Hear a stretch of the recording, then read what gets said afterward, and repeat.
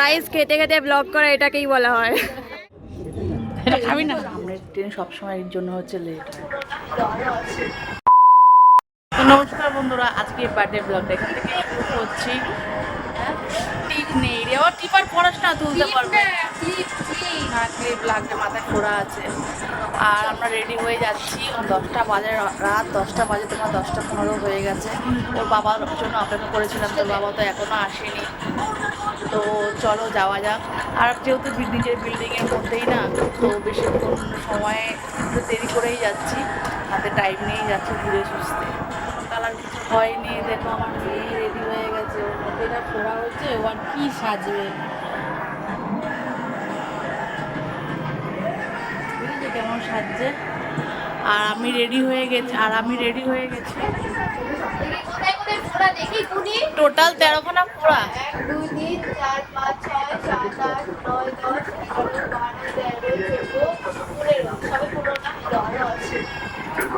এলো, চলো আমিও রেডি হয়ে গেছি, এবার চলো যাওয়া যাক।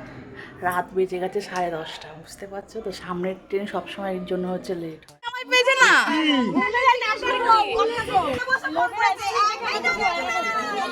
ওকে নিয়ে এসছো মানে, ওকে আইস দেবো না। এরপর আমরা চলে এলাম বার্থডে পার্টি, মানে ছাদের ওপরেই আয়োজিত হয়েছিল হচ্ছে খাওয়া দাওয়ারের ব্যবস্থা করা হয়েছিল। তারপরে দেখছি যে আমার বন্ধু বসে গেছে হচ্ছে খেতে। এই হজম হবে তো। আর এখানে বন্ধুর পেছনে লাগছিলাম, কারণ হচ্ছে আমাদের আগে খেতে বসে গিয়েছিল। আর দেখো আস্তে না আস্তে আমাদের খেতে বসিয়ে দিয়ে হয়েছিল, কারণ অনেক রাত হয়ে গিয়েছিল। আর মেনুতে ছিল হচ্ছে গরম গরম ভাত, তার সঙ্গে ছিল ঝুরি আলু ভাজা। আমার কিন্তু এই ঝুরি আলু ভাজা খেতে খুবই ভালো লাগে। তোমাদের কার কি ভালো লাগে কমেন্ট সেকশনে কমেন্ট করো। তারপরে পড়ে গিয়েছিল পাতের মধ্যে মাছের মাথা দিয়ে ডাল, খেতে কিন্তু খুব সুস্বাদু খেতে হয়েছিল। আমাদের একটু লবণ লাগবে, এখানটা দাও। হ্যাঁ দিয়ে দাও এখানটা। তারপরে ডাল দিয়ে খেতে না খেতে পাতে পড়ে গেল হচ্ছে পটল চিংড়ি কিন্তু সেই লেভেলের স্বাদ হয়েছিল। গাইস খেতে খেতে ব্লগ করা এটাকেই বলা হয়।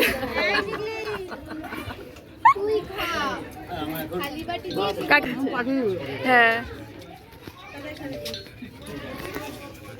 খেতে খেতে ব্লগ করে।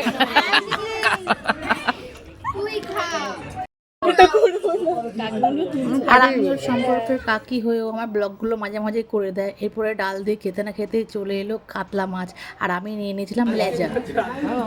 দেখ, আর কি বলবি, লেজা খায় রাজারা। এটা খাবি? এটা খাবি না? তাহলে কোনটা খাবি? মাম। গাইস এইদিকে ভাত না খেয়ে আইসক্রিম খাওয়া হচ্ছে। ওরা কিরকম করে খাচ্ছে সেটা তো ফুল ফোকাস यार মাঝি। এদিকে তাকাও।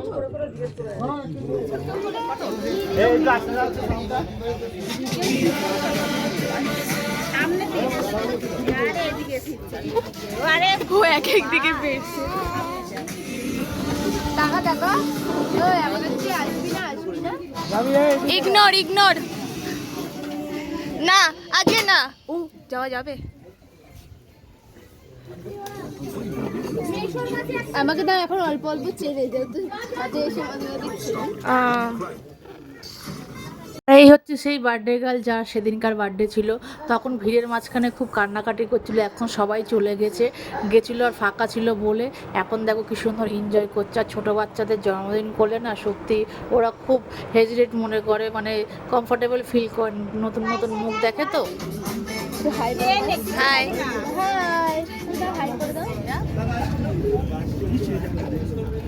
এটা হচ্ছে আইসক্রিম। ওকে, আর ওইদিকে মেনুতে ছিল হচ্ছে চিকেন, তো চিকেনটা আমি স্কিপ করে গেছি। তো আজকের ব্লগটা তোমাদের কেমন লেগেছে আমাদের কমেন্ট সেকশনে কমেন্ট করে জানাবে। ফলো করে দিয়ে সাথে থাকবে, শেয়ার করে দেবে ও বেশি বেশি করে লাইক করবে, কমেন্ট করবে।